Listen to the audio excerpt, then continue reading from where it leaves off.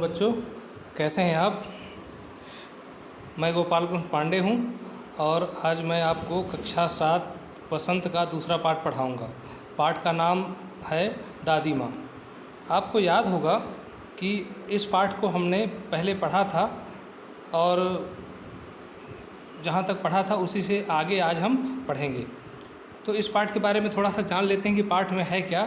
तो इस पाठ में लेखक जो शिव प्रसाद सिंह जी हैं, वो एक दिन बैठे रहते हैं तो उनको एक पत्र मिलता है। वो पत्र उनके बड़े भाई का था। उस पत्र को पढ़ते हुए लेखक को अपनी दादी माँ की याद आ जाती है। दादी माँ के साथ बिताए गए अपने पूर्व के पल उनको याद आते हैं और उन्हीं को याद करते हुए वो लिखते हैं कि बचपन में जब कुंवार के दिन में वो नहाते थे झाग भरे जल में, तो किस तरह से बीमार हो जाते थे और फिर दादी माँ ने उनकी किस तरह से सेवा की। इसके पश्चात फिर और कुछ और घटनाएं याद आती हैं जिसमें दादी माँ रामी की चाची धन्नो को डांटती हैं। तो इस तरह से 2-3 प्रसंग लेखक याद करते हैं और इसी क्रम में, इसी कड़ी में, याद करने की कड़ी में कुछ और बातें हैं जो आगे हम जानेंगे।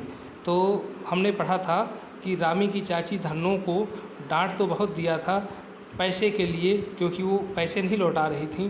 तो एक दिन रामी की चाची धन्नो के पास लेखक की दादी माँ स्वयं जाती हैं और सारा पैसा, सारा कर्ज माफ़ कर देती हैं और ऊपर से 10 रुपये देती हैं और कहती हैं कि अपनी बेटी का विवाह है, बड़ा मन लगा के करना, आखिर वो तुम्हारी बेटी हुई और वह मेरी ही बेटी हुई।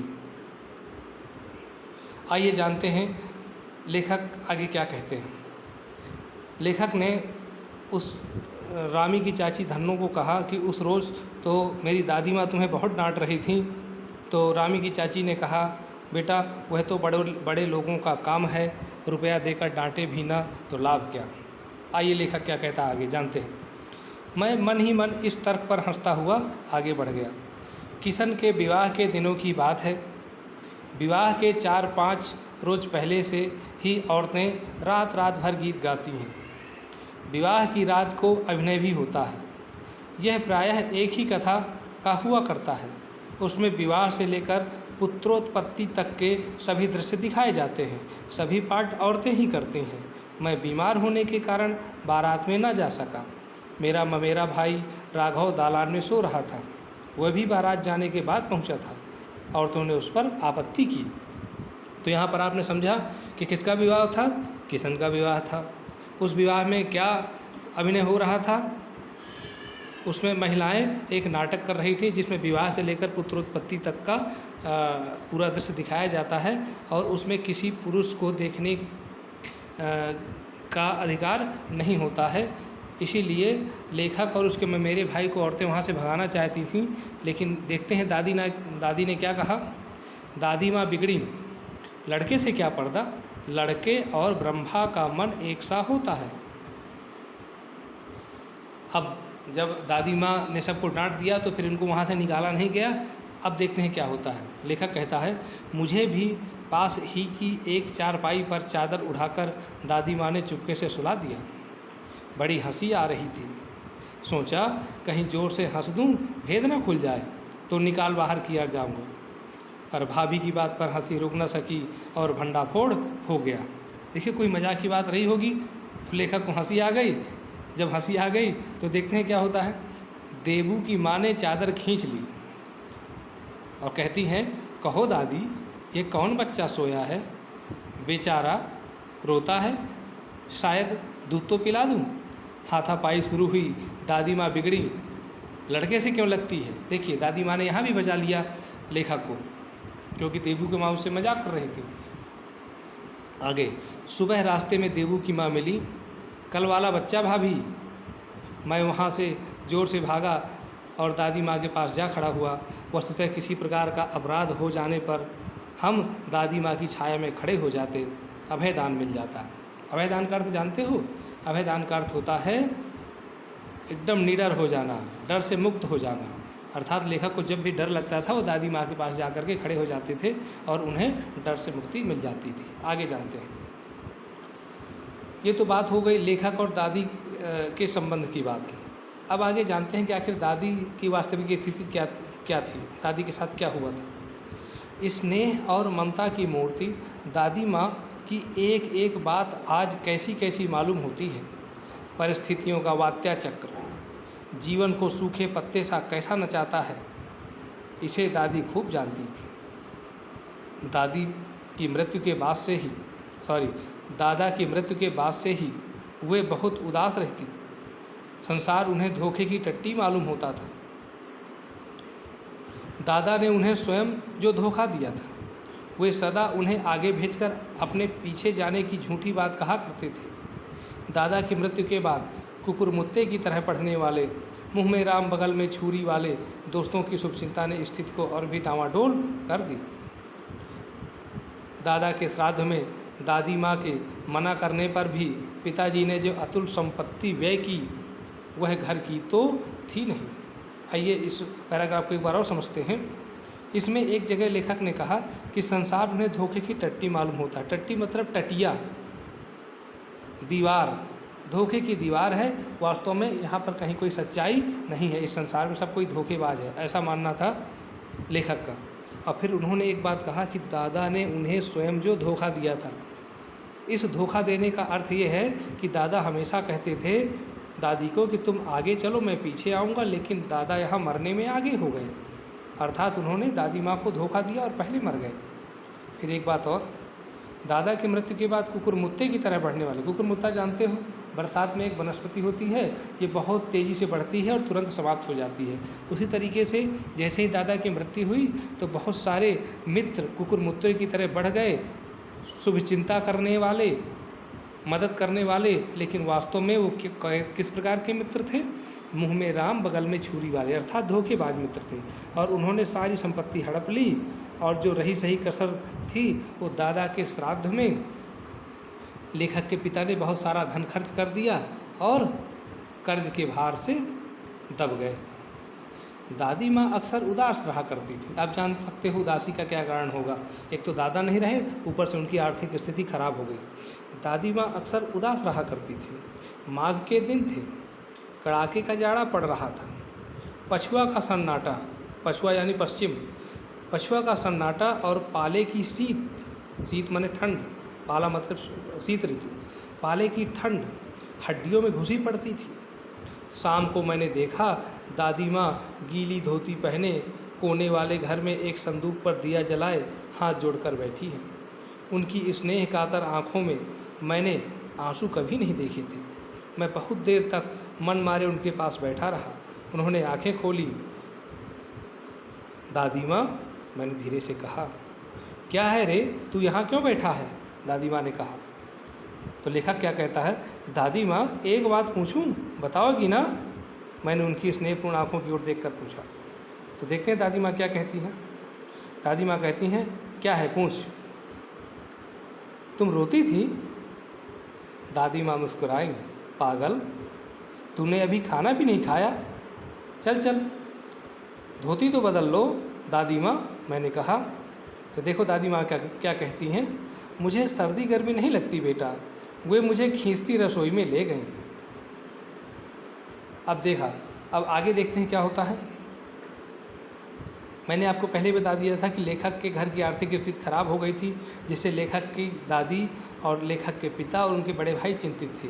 और इसी चिंता के क्रम में एक दिन क्या था कि लेखक ने देखा, सुबह मैंने देखा, चारपाई पर बैठे पिताजी और किशन भैया मन मारे कुछ सोच रहे हैं।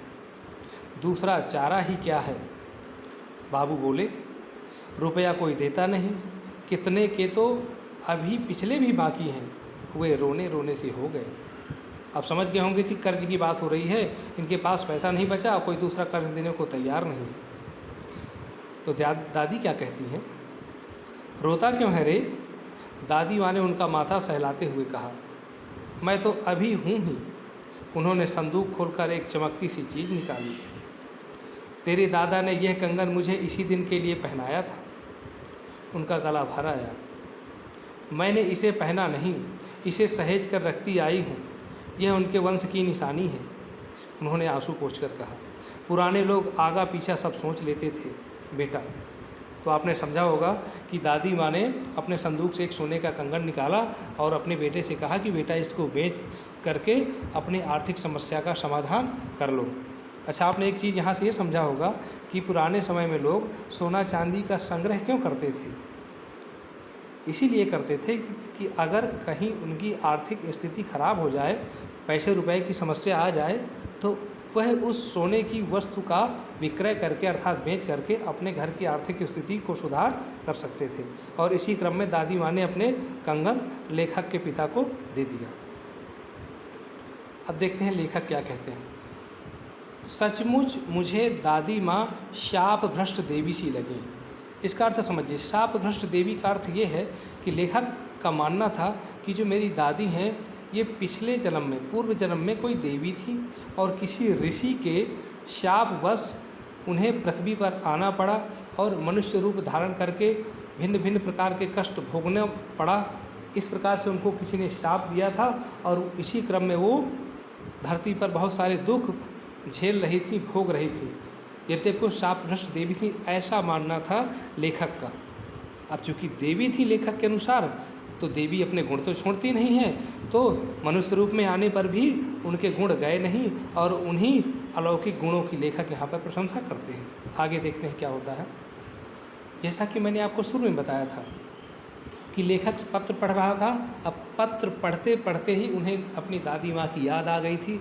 आइए जानते हैं कि आखिर उस पत्र में था क्या। धुंधली छाया विलीन हो गई। मैंने देखा दिन काफ़ी चढ़ाया है। पास के लंबे खजूर के पेड़ से उड़कर एक कौवा अपनी घिनौनी काली पंखें फैलाकर मेरी खिड़की पर बैठ गया। हाथ में अब भी किशन भैया का पत्र काँप रहा है। काली चींटियों सी कतारें धूमिल हो रही हैं। आँखों पर विश्वास नहीं होता। मन बार बार अपने से ही पूछ बैठता है, क्या सचमुच दादी माँ नहीं रही। अब आप समझ गए होंगे कि उस पत्र में क्या था। बिल्कुल, उस पत्र में दादी माँ की मृत्यु की खबर थी और किशन भैया ने वह पत्र लेखक को भेजा था और लेखक उसी पत्र को पढ़ करके भाव विभोर हो गए, दादी माँ को याद करने लगे।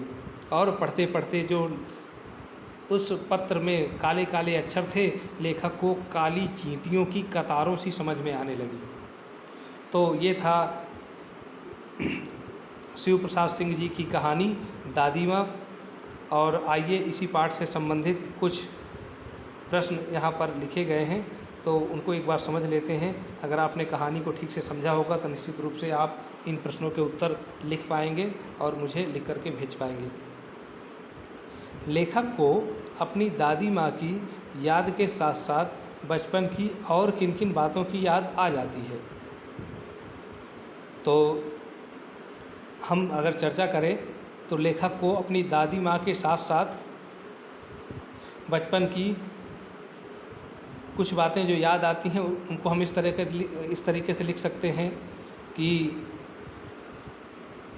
आषाढ़ के दिन में आम और जामुन का खाना, अगहन में चिवड़ा और लाई खाना, कुंवार के दिनों में झाग भरे जल में नहाना, दादी माँ का उनकी सेवा करना बुखार के समय, घर वालों को डांटना फटकारना, रामी की चाची धन्नों को डांटना, किशन भैया की शादी में दादी माँ के द्वारा बचाया जाना, देबू की माँ के द्वारा लेखक को छेड़ना, इत्यादि बातें याद आ जाती हैं। तो आप इनमें से कुछ बातें आप लिख करके मुझे भेज सकते हैं। अपने उत्तर में कुछ बातों का आप उल्लेख अवश्य करेंगे और अपने शब्दों में करेंगे।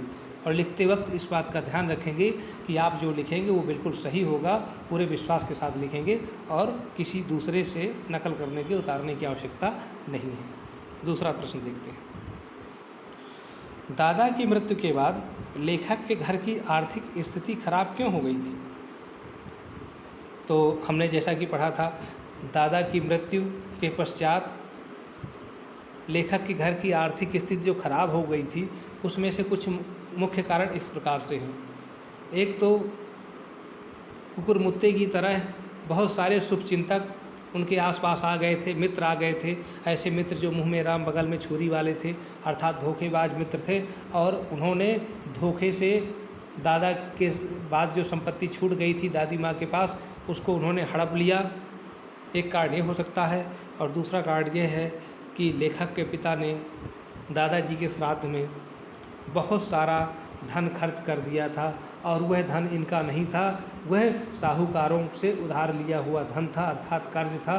तो इस प्रकार से इनकी आर्थिक स्थिति खराब हो गई थी।